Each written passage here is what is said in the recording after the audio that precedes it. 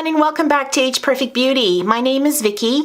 In today's video, I'm going to be sharing with you my top 10 tips on how makeup can make you look younger. Let's begin. I've prepped my skin with a little bit of moisturizer. I've added just a little bit of eyeshadow, which we will get into later because that's going to be one of my tips as well, the type of eyeshadow you should use. But I'm going to start with my skin, and the first tip that I can give you that is just going to make a huge difference in your world and your life is to understand how to use color correctors underneath the eyes. There's so many on the market now, and they're all fabulous, but they can be a little time consuming and they can be a little overwhelming. So the first thing to understand is most women have either blue or a purple darkness underneath the eye. And what you want to do is use the opposite color of whatever issue you're trying to cancel out on your face or camouflage on your face.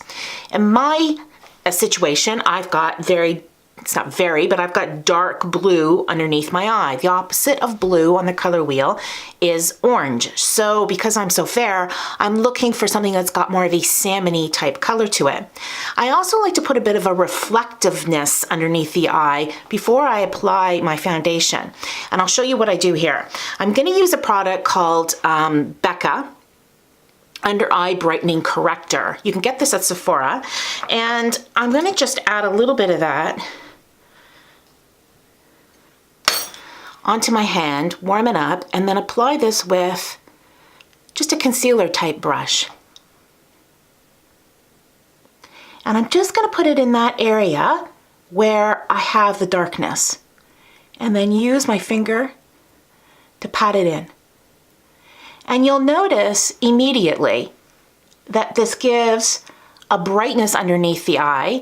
I'm certainly not going to just keep it like this and not put foundation on top. But this is a really good little tip if you are suffering and you want a product that, I wouldn't say it's got a ton of pigmentation in it, but it's got enough to do the job in a fast, efficient way for you.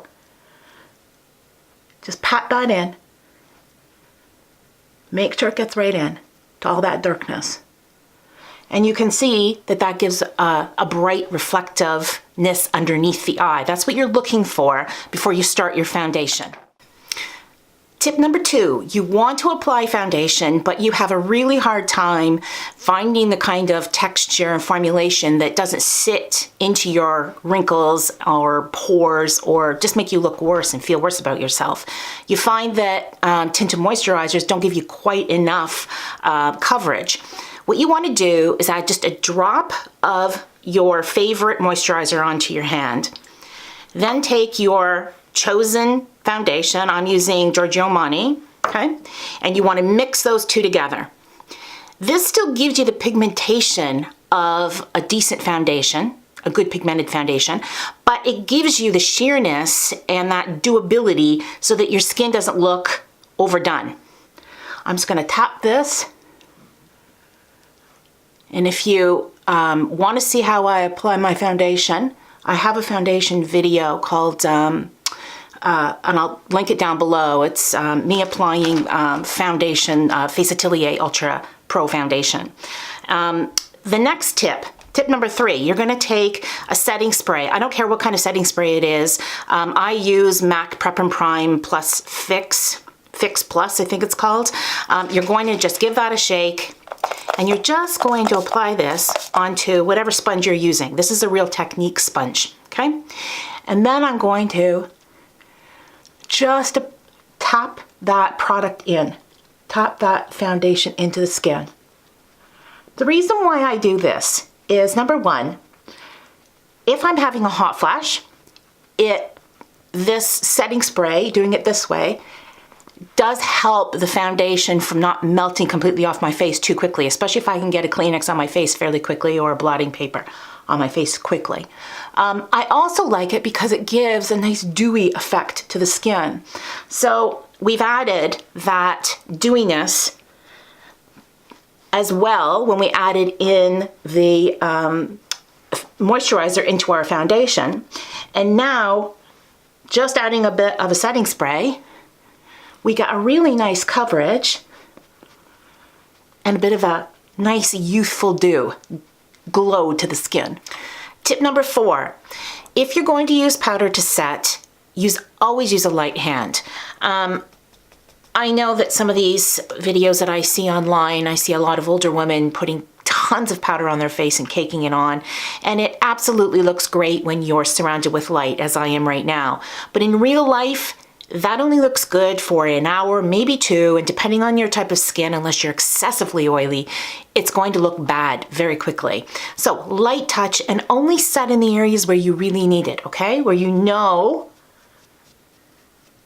that you're going to get a little bit of oiliness as the day goes on. If you're using a good foundation with good pigmentation and your skin is in decent shape, you take care of it, you really shouldn't need to pile on a ton of powder, and it will age you if you do. So tip number 4, light touch with your powder. So tip number 5, start to incorporate more matte eyeshadows into your daily eye makeup routine. I really like, there's lovely matte shadows out there, but I really like this Tarte palette. I've had it a long time. It's the Amazonian matte clay palette. And as you can see, the colors are really pretty and soft and very usable, something I can use every day. The key is anything from your crease above really should be matte, especially if you have a hooded eye. If you use anything that's got a sheen or glitter to it from the crease upwards, it tends to accentuate the issue and it draws attention to it, which ends up making you look older. So what I like to do is take a nice big old fluffy brush and just and I'm using the shade Natural Beauty, and I just like to stare right into the mirror that I'm working with. Keep my eye open and just go in a semicircle right where I think that product should be.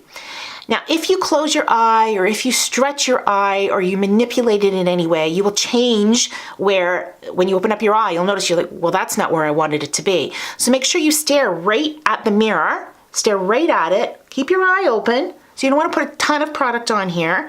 And the beauty with matte is that it's so pigmented that it doesn't tend to fall off onto your skin very much, which is really nice. The only disadvantage to using matte shadows is that you have to be a blending queen. So I always say to my clients, when you think that you've blended enough, just pick up the brush, blend one more time just to be sure. Tip number 6, be sure you define your eyebrows. Now, there's all sorts of products on the market that will help you do this. I like using a couple different products. I sometimes incorporate a powder, I use pencils, and I even use some liquids as well. For this particular video, I'm going to do what I do mainly on a daily basis. This is a brow pencil, and it's from L'Oreal, and it's a brow stylist pencil. Always try to go one shade lighter than your natural brow color. If you go too dark, it ends up looking too harsh. So I'm missing a tail. That's just from over plucking over the years. And I just go in with my pencil and just finish off that tail that I'm missing, like so. The other end of this has a wee brush, which is really helpful. And I just go and blend that all together. Then I take a product that I really love from MAC. It's like a pen. It can be a little difficult to use, but I really love the effects, and it's quite waterproof as well. It doesn't tend to move on me. And I just go in and I paint hairs, basically.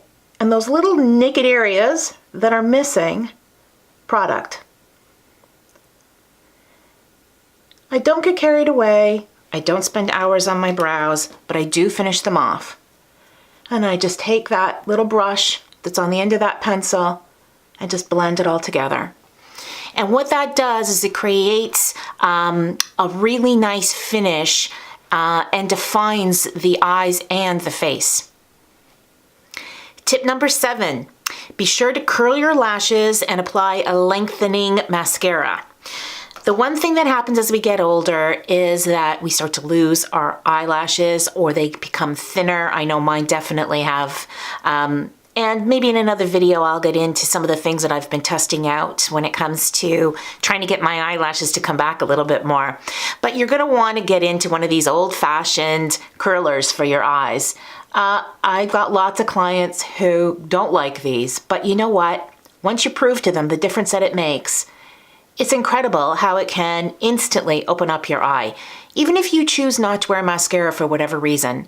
And I really wouldn't advise that, but if you don't like wearing mascara, maybe it irritates you or whatever, make sure you curl your lashes because it does help open up that eye.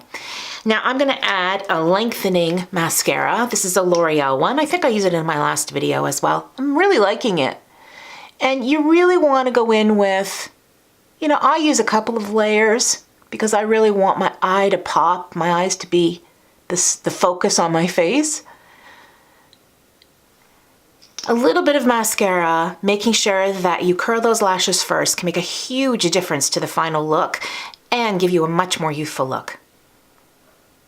Tip number 8, try using a cream blush. This will take 10 years off your life like that. Okay, I'm going to be using a cream blush. There's tons of them on the market. I'm going to be using one from a professional company called Ket. The color is called Daiquiri, I believe. And it's a softy, pinky, little bit of peachy, but more pinky kind of color. You want to warm up your cream blush on your hand, okay, before you apply it. Then you want to smile. You want to look directly into the mirror and you want to smile because what you want to do is create a very natural flush. And you want to get the fattest kind of area that you've got, that apple of your cheek. And you want to just dab it lightly, okay? Then you want to take the clean finger, and what we're trying to do here is create a bit of a larger area here of blush and thinner going up. You don't want to have a line that goes from here to here where you can actually see where the blush is. We want to just melt this product in as if it's just a natural, youthful flush that we have on our cheeks here. Remember, makeup's all smoke and mirrors. If you feel like, oh my goodness, that's way too much, just take your sponge that has a little bit of product still on it and just softly go over it.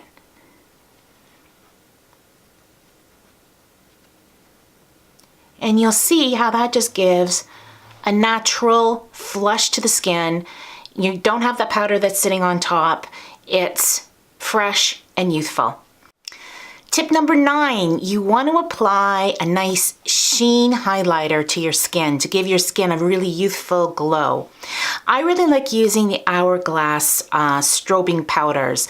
This one is in Iridescent Light, I think it's called. Iridescent Light, and it's got a bit of a reflective quality to it, but it's not got glitter particles. So as you age, you don't want to be adding a highlighter that has a lot of glitter particles to it because it again accentuates all lines, all dryness, all pores. You want something that's got a nice pretty sheen to it, just to give the skin a natural glow. So I just add a little bit on a blush brush, and I just go over the top of my cheekbone and I just blend that in. It's very subtle. I think you can see that. It's very subtle, but gives this beautiful glow to the skin that's natural, not over the top, and youthful. Okay, so my last tip, tip number 10, is how to put a modern spin on applying your lipstick. This will take years off you if you get it right. And it's a modern and new trend that's been kind of introduced in 2019. So what I like to do is start with a little bit of a lip balm. This is from L'Occitane. Just add a wee bit, not too much, because I don't want my lipstick to be moving around too much. Blot off the excess, just so that you have a bit of a moisturized lip. Then I'm going to go in with a Bite Beauty multi-stick in the color Mascarpone. And what I'm going to do is just apply it quite unstructured onto my lip.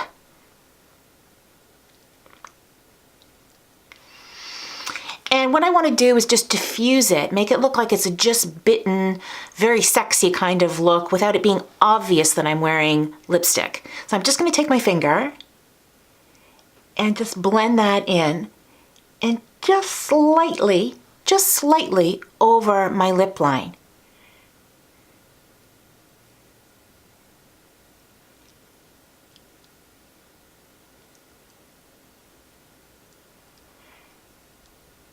This is a great way to wear a more matte lip color, and I'm not a big fan of matte lipsticks on older women because they tend to go into wrinkles, but just adding a little bit of moisture before applying that, and then using the finger just to make sure that it's in, and giving it a bit of a diffused look around the edges.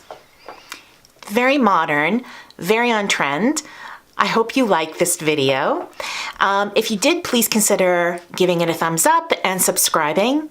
Please add any comments, questions that you have below. I'd love to answer them for you. And until next time, I look forward to seeing you again.